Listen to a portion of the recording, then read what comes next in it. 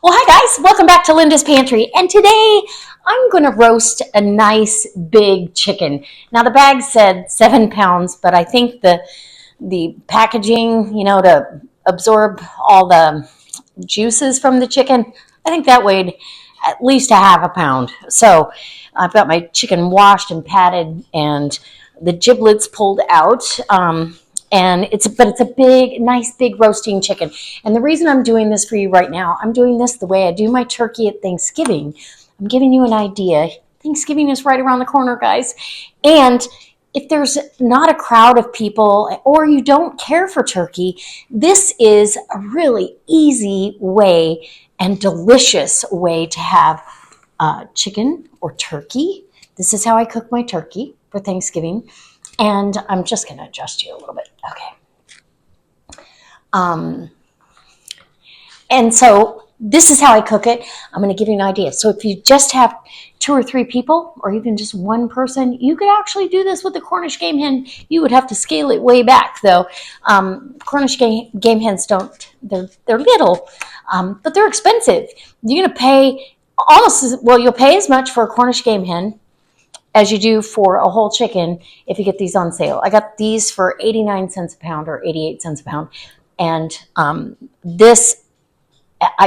we're going to roast this and make it absolutely delicious. I've got a nice big roasting pan, and I've got the equivalent to a bottle of Sauvignon Blanc. You need that. That's part of the key here. I think I want to put some vegetables in here with it, so I'm going to find a rack of some sort and get some onions and carrots and celery, and we'll get started. All right. I hope you come along. So I've got my oven preheated to 375, and I already cut up my veg. So this is cut up. That's going to be my rack. I don't have an oven rack that I can use. I'm going to cut this onion into another wedge. And that really, the sauce that I'm going to make for this chicken is going to be from these vegetables and the wine and the drippings. It's going to be delicious. Okay. I do want to cut this lemon. I think I'm just going to cut it in half. And this is going to go inside the bird, and it's a nice juicy lemon, as it should be. They're expensive. I've got some herbs here, some fresh herbs. I've got parsley, fresh thyme, and fresh rosemary also going in to the bird. Salt and pepper, garlic, and sage. And all of this is going inside. And then we'll get to the rest of the story. Okay, so chicky. Let's stuff this chicken.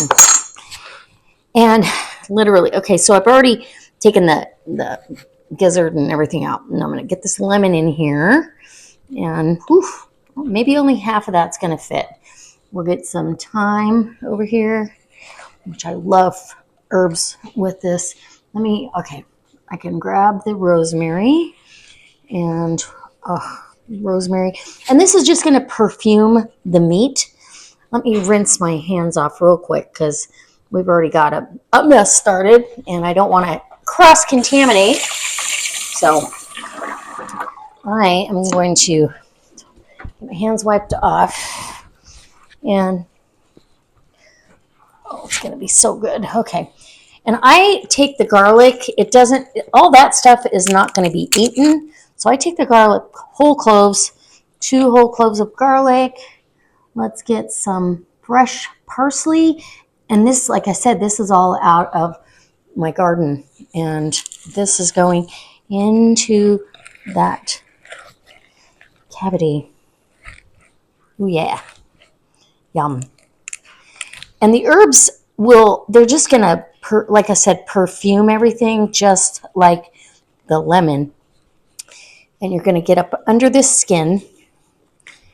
And I'm going to get some butter up there, but I want to open this up first. And then I'll get in there with the butter. Again, I'll be washing my hands plenty of times for this. This is why sometimes I just wear gloves, because then I don't have to worry about it so much. But I get the butter out of here. Super easy. And once you try it this way, turkey or chicken, you're going to fall in love. And you're going to want to have it that way every time. Okay. So I've got nice soft butter here, room temperature butter. And I think we'll get what we need for both sides. We'll go just like that. About 2 healthy tablespoons. And I'm going to put some over here and some on this side. And some on this side and get it. Then just take the outside of the skin and you're going to work it down the breast, right? Just like that. And you're going to get crispy skin. Everybody's going to think, oh, you're not going to get any crispy skin. But you do. You get plenty of crispy skin. And probably going to melt the rest of this butter here for basting and for the end broth or sauce. So there's that. Okay, time to wash up again. And we're going to get some salt and pepper on there and get it in the pan, and I'll show you what comes next. It's going to be absolutely phenomenal. Okay, there's that.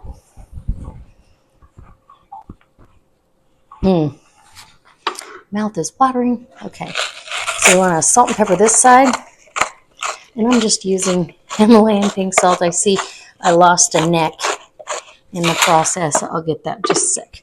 And the counters, I've got bleach wipes to grab anything that comes off. Okay, and you could salt and pepper the inside. I don't find it makes a difference, so we're going to go ahead and transfer this chicken on into the roasting pan, just like this, upside down. Okay, now let's take this aside, because I'm going to make, if you will, a little bit of a giblet gravy. While this is roasting, I have plenty of time to do a sauce and a gravy. I want to cook those giblets down so I can so go ahead and pour your wine in. It's a whole bottle, whether you're doing a turkey or a chicken. You want that breast submerged in, pretty much submerged in the wine. And it evaporates and all the alcohol cooks off, so we don't have to worry about any of that noise. Again, salt and pepper. We'll come back and baste this. And we're going to get to roasting. And all the dark meat, the fatty juices from the dark meat are going to baste that breast, and it's going to be phenomenal. Trust me. Trust me on this. Okay, let's get this. Ooh, you know what? Almost forgot. I've got sage. I knew there was something I was missing. I definitely want sage in here. I want some sage in this broth, what will become my sauce later. But we'll get that bad boy right up there. Whoopsie. Okay. And rinse again. Get a nice rinse off. And I'll get my giblets in a little saucepan and start them cooking. But this is going in 375-degree oven. I'll clean up my mess and I'll be back when it's done. Okay, so the chicken is done. And look how beautiful that is. Crispy skin. And I'm trying to let it rest, but trust me, it's time for dinner. All the vegetables have lent that flavor. So I'm going to save all this and I'm going to make a delicious sauce with it. I'm not going to do that on this video. The whole point of this, you can fish out your herb leaves and all that and blend this and make a sauce, or you can strain that out and add a roux and make a gravy. But okay, so we're going to get a thigh and leg meat. And look, it's just pulling right away from the bone. And I'm trying to let it rest, but whew, look how tender. And this is going to be wonderful. Yum. Oh my gosh. And I'm not even joking when I tell you this is just the most juicy kind of bird. So I would typically let this rest another half hour, but it's past our dinner time. Look at that. Let me get some breast meat off of this for you so you can see how fantastic and delicious. Oh, yes. And moist that is. Look at that. Can you see how moist that is? And if you let that rest for a half hour, it is divine. So you can carve this just like you would any other turkey or chicken or anything. And look at that. That's moist.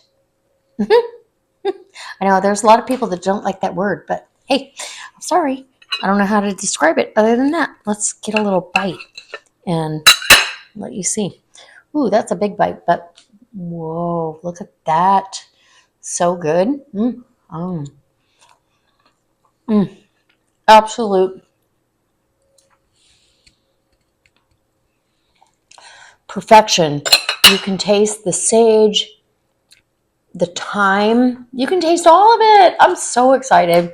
And I'm excited that you can have this roasted chicken, make a beautiful sauce. And Bob's like, yes, please. And literally, you don't have to have a big giant turkey if you don't want to. So I hope it inspires you to roast a turkey or a chicken just like this for Thanksgiving. It is divine. I did the temperature probe until I knew it was at 165 for the thigh meat.